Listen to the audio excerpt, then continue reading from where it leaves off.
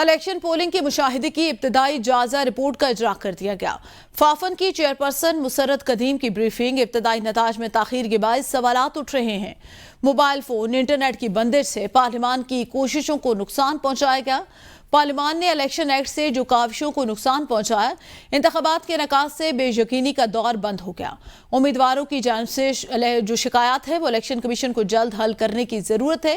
इंतखाबात में शफाफियत polling station तक महदूद रही। इब्राहिम अब्बासी इसी पर बताएंगे। जी इब्राहिम बताएगा, पहले पतन की रिपोर्ट आई, अभी फाफन ने भी ऑब्जर्वेशन रिपोर्ट जारी कर दी है।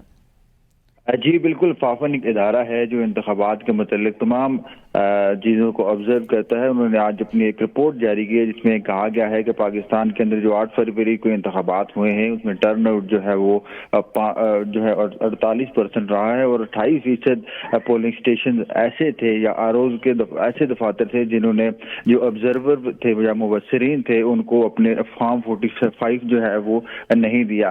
फाफन ने जो मुल्क भर में जो मुबसरीन थे वो 5664 मुबसरीन जो है वो तैनात किए गए थे जो मुल्क भर में होने वाले इंतखाबात के ऊपर जो है वो उसके ऊपर ऑब्जर्वेशन कर रहे थे। और 16 लाख बैलेट पेपर जो है मजमूई तौर पर जो इसमें जो है वो मुस्तरद किए गए, यानी कि 16 लाख वोटर थे जो वोट थे जो वो 8 फरवरी को मुस्तरद हुए। साथ में 25 हल्कों में मुस्तरद वोटों का मार्जिन जीत के मार्जिन से भी ज्यादा था। जी।